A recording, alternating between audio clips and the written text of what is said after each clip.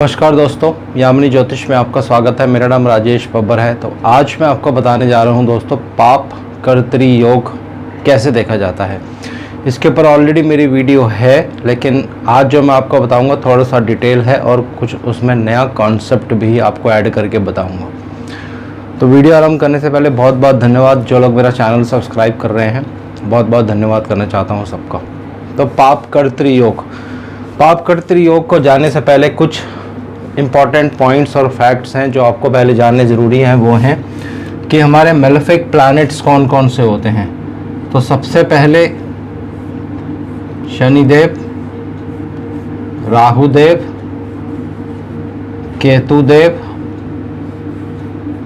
बृहस्पति देव अगर नीच के होंगे दोस्तों, केवल नीच के होंगे। अगर वक्री होंगे तो फिर कोई प्रॉब्लम नहीं है, लेकिन नीच के हैं तो ये एक मेलेफिक की श्रेणी में आ जाते हैं। इसके ऊपर ऑलरेडी मेरी एक वीडियो भी है जो पर्टिकुलर जुपिटर नीच के कितना ख़राब रिजल्ट दे देते हैं, ये आपको देख लेनी है। और चंद्रदेव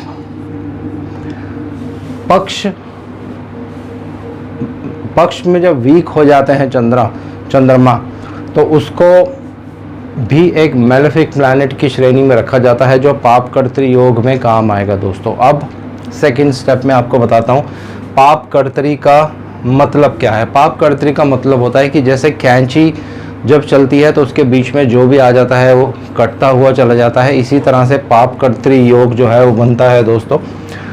कोई भी एक एग्जांपल ले लेते हैं। मान लीजिए किसी के भी शनिदेव यहाँ पे हैं और राहुदेव यहाँ पे हैं, तो जैसे ही आप कुंडली देखते हैं और कुंडली देखते ही जो भी ज्योतिष अभी नया सीख रहे हैं या उस लेवल पे हैं कि प्रेडिक्शन पार्ट आप सीख रहे हैं, प्रेडिक्शंस करना चाहते हैं, तो आप कुंडली देखते हैं और देखते ही कह देते हैं कि ये पाप कर्तरी योग में है, यानी कि थर्ड हाउस।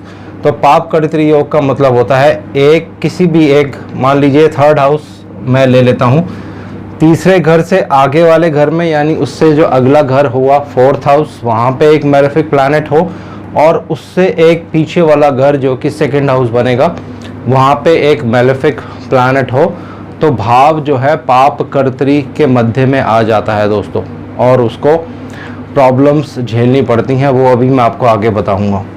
लेकिन ये जो है ये बिल्कुल गलत है दोस्तों।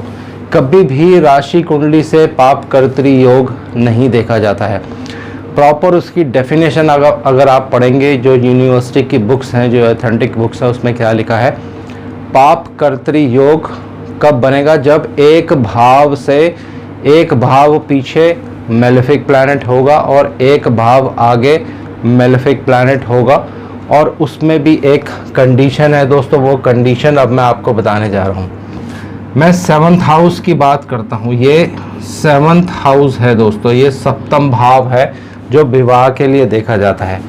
इसके एक तरफ मैं राहुदेव रख देता हूँ, एक तरफ शनिदेव रख देता हूँ, और शनिदेव को वक्री कर देता हूँ दोस्तों, रेट्रोग्रेड कर देता हूँ। तो ये अब पूर्ण रूप से पाप कर्तरी योग की श्रेणी में आ जाएगा दोस्तों। ये चीज़ आपको हमेशा ध्यान रखनी है।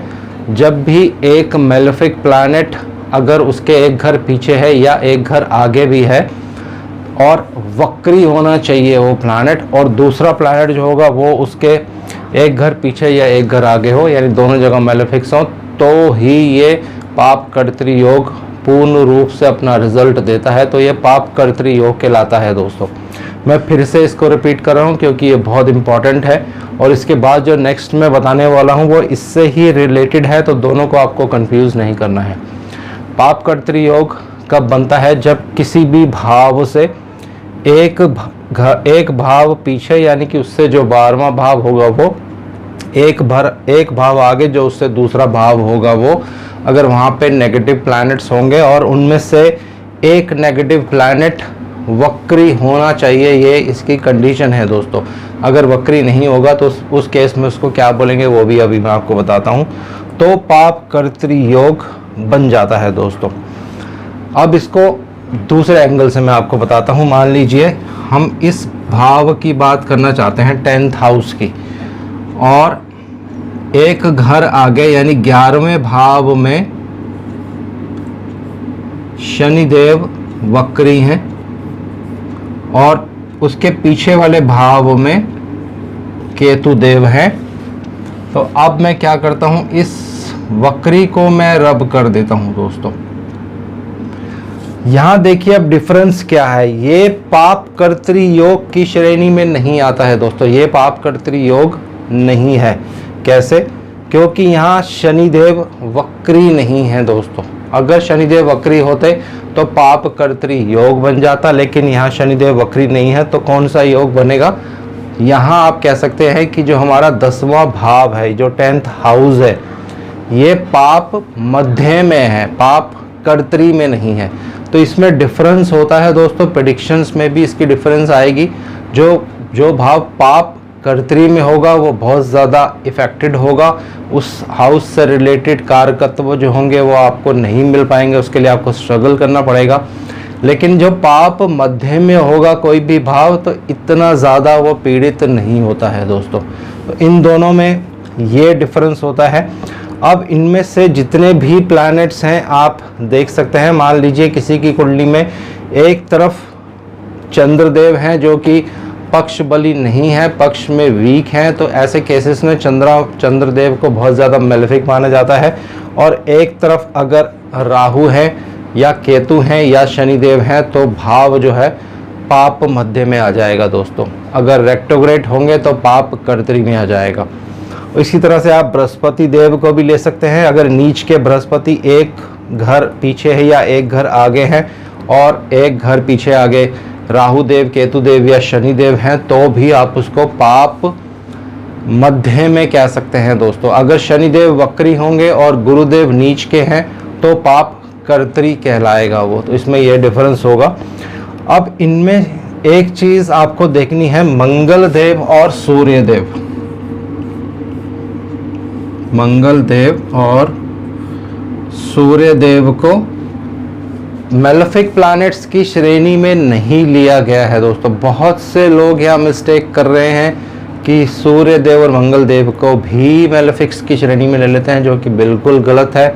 ये देवता हैं दोस्तों। सूर्य देव को देवता कहा जाता है और मंगल देव को भी देवताओं की श्रेणी में रखा जाता है। ये सिर्फ एक क्रूर प्लैनेट्स हैं जिनमें अग्नि है, जिनमें अग्रेशन है, जिनमें गुस्सा है, लेकिन ये मेलेफिक्स की श्रेणी में नहीं आते हैं दोस्तों।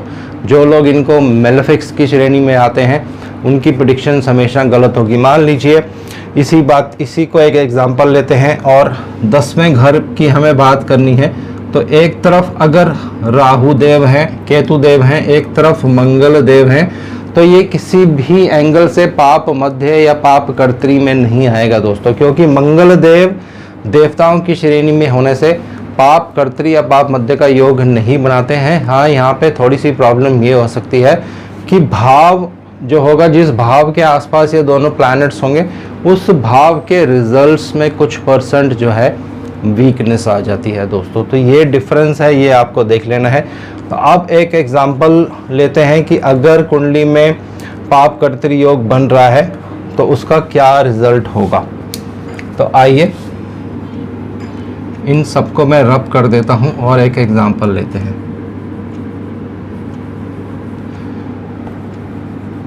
मैं बात करने जा रहा हूं किसी का भी एक एग्जांपल लेके 4th हाउस के बारे में। एक तरफ यहाँ केतु देव हैं एक घर पीछे, और एक तरफ यहाँ शनि देव हैं जो कि वक्री हैं। तो क्या होगा, 4th हाउस जो है, ये वाला हाउस जो है, पाप कर्तरी में आ गया है दोस्तों। एक घर आगे शनि देव हैं जो कि रेक्टोग्रेड है, एक घर पीछे केतु देव हैं जो कि नॉर्मली रेक्टोग्रेड ही होते हैं।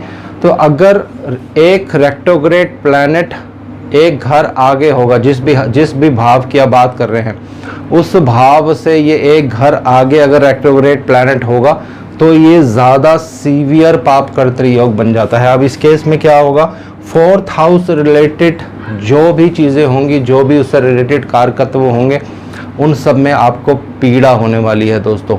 आप अपना जन्म स्थान छोड़ के दूर जा सकते हैं। अगर 4th हाउस आपके पाप कर्त्री में होगा, आपकी माता को कष्ट या पीड़ा हो सकती है।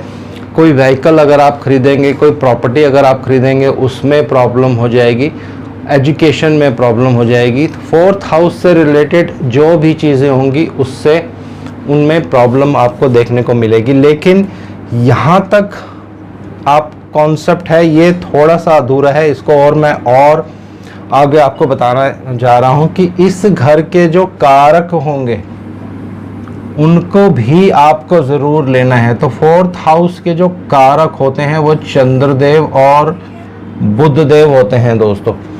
तो अगर सिर्फ भाव पाप कर्त्री में है तो आप 60 to 70% जो है प्रॉब्लम कह सकते हैं। लेकिन अगर कारक भी पीड़ित है, मान लीजिए इसी केस में बात करते हैं, भाव भी पाप कर्त्री में है और चंद्रदेव जो कि इस हाउस के कारक हैं वो भी बुरी तरह से पीड़ित हैं, पाप प्रभाव में है या नीच के ही हो गए हैं, तो उस केस में माता को बहुत कष्ट हो सकता है, माता की आयु पे रिस्क हो सकता है।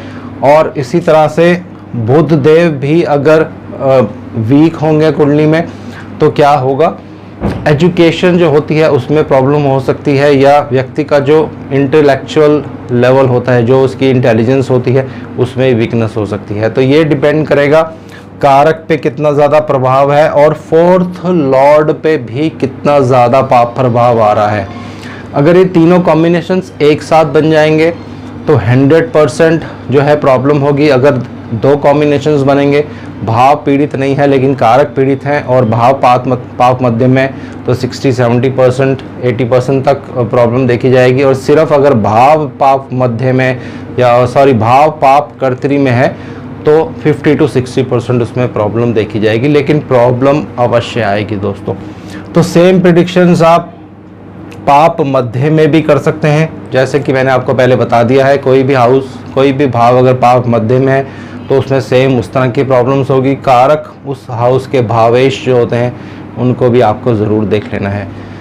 अब लास्ट एक चीज़ आपको ध्यान रखनी है दोस्तों, ये जो पाप कर्त्री का कॉन्सेप्ट है या पाप मध्य का जो कॉन्सेप्ट है, ये आपको भाव चलित कुंडली में ही देखना है दोस्तों। क्योंकि जब आपका जन्म होता है, जब date of birth, time of birth आप पंच करते हैं, तो एक्चुअल प्लैनेट की जो पोजीशन होती है वो किस भाव में है, ये भाव चलित कुंडली से ही आपको पता चलता है। राशि कुंडली में ये जो कॉन्सेप्ट है ये नहीं लगाया जाता है। बहुत से लोग इसको राशि कुंडली में ही लगाते हैं, उसी से प्रेडिक्शंस कर देते हैं, और जब आप सामने वाले को कोई प्रेडिक्शन करके बताते हैं तो आपकी प्रेडिक्शन जो है सही नहीं बैठती है, गलत हो जाती है। तो उसके यही रीजंस होते हैं दोस्तों। इसी तरह से जो पाप कर्त्री और ये पाप मध्य का जो कॉन्सेप्ट है आप नवांश कुंडली में भी लगा सकते हैं दोस्तों। मान लीजिए नवांश कुंडली में किसी के 7th हाउस, नवांश कुंडली का जो 7वां भाव होता है, उसके एक तरफ अगर शनि देव हैं और रेट्रोग्रेड है, एक तरफ राहु देव है, तो वो 7th हाउस जो होगा पाप कर्त्री में आ जाएगा। तो उस केस में भी मैरिड लाइफ में प्रॉब्लम देखी जाएगी। लेकिन पहले आपको यहाँ से उस चीज़ को कंफर्म कर लेना होगा। अगर यहाँ भी प्रॉब्लम दिख रही है, भाव चलित कुंडली में भी प्रॉब्लम दिख रही है, राशि कुंडली में भी प्रॉब्लम दिख रही है और नवांश उस चीज़ को वेरीफाई कर देता है, तो फिर आप 100% कह सकते हैं कि आने वाले समय में जब इस जातक या इस जातिका का विवाह होगा तो इस तरह की प्रॉब्लम जो है फेस उनको करनी पड़ेगी दोस्तों। अब इसके रेमेडीज़ क्या होती हैं ये नेक्स्ट वीडियो में मैं आपको कंटिन्यू करूंगा, और उसमें एक एग्जाम्पल भी लेंगे जिसमें पाप कर्त्री योग बन गया था और एक पर्टिकुलर हाउस में उस व्यक्ति को उससे क्या प्रॉब्लम फेस करनी पड़ी। ये पूरी डिटेल्स डिस्कशन सेकंड वीडियो में मैं आपको करूंगा। तो मैं जल्दी से इसको एक बार फिर से समअप कर रहा हूँ। पाप कर्त्री योग और पाप मध्य योग क्या होता है दोस्तों। पाप कर्त्री योग के लिए आपको पहले मेलेफिक प्लैनेट्स के बारे में मालूम होना चाहिए। शनिदेव, राहुदेव, केतुदेव, नीच के बृहस्पति, लेकिन बृहस्पति अगर रेट्रोग्रेड होंगे तो फिर आप उसको उसकी श्रेणी में नहीं लेंगे। और पक्ष जिस वीक चंद्रमा जिसको कह सकते हैं, जिनमें पक्ष बल नहीं होता है। तो ये कैसे निकाला जाता है, ऑलरेडी इस पे मेरी वीडियोस हैं, आप उसको देख सकते हैं। और किसी भी भाव से, या आपको भाव चलित कुंडली से लेना है, या भाव कुंडली जिसको आप कहते हैं वहाँ से लेना है। कोई भी भाव के अगर एक घर आगे रेक्टोग्रेड प्लैनेट होंगे, यानी शनिदेव अगर रेक्टोग्रेड होंगे एक भाव आगे, और एक भाव पीछे अगर राहुदेव, केतुदेव या नीच के बृहस्पति होंगे, तो वो एक सीवियर पाप कर्तृयोग माना जाएगा। उसी तरह से अगर शनिदेव रेक्टोग्रेड नहीं है तो वो पाप मध्य में माना जाएगा। तो आपको हर भाव के कारक भी मालूम होने चाहिए। इस पर ऑलरेडी मेरी वीडियो है, लेकिन मैं इसको जल्दी से यहाँ रिपीट कर देता हूँ। पहले भाव के कारक जो होते हैं वो सूर्यदेव हैं, दूसरे के बृहस्पति, तीसरे के मंगल देव, चौथे के बुध और चंद्र, पंचम के बृहस्पति, छठे भाव के कारक होते हैं शनिदेव, मंगलदेव, सप्तम के शुक्रदेव, अष्टम के शनिदेव और नवम के गुरुदेव और सूर्यदेव, और दशम भाव के कारक होते हैं सूर्य, बुध और शनिदेव। 11th हाउस के कारक जो हैं वो बृहस्पति हैं। 12th हाउस के जो कारक हैं वो शनिदेव होते हैं दोस्तों। तो ये इस भाव के जो इस भावों के जो फिक्स कारक होते हैं ये होते हैं। तो इस तरह से आपको जज कर लेना है भाव, कारक और भाव का जो लॉर्ड होते हैं वो कहाँ गए हैं, कहाँ प्लेस्ड हैं, उसके अकॉर्डिंग जो है रिजल्ट्स पाप कर्तृयोग हमेशा देता है दोस्तों। तो आज के लिए इतना ही। शनिदेव से मैं आग्रह करता हूँ सबके घर में सुख और शांति बनाए रखें। जय शनिदेव।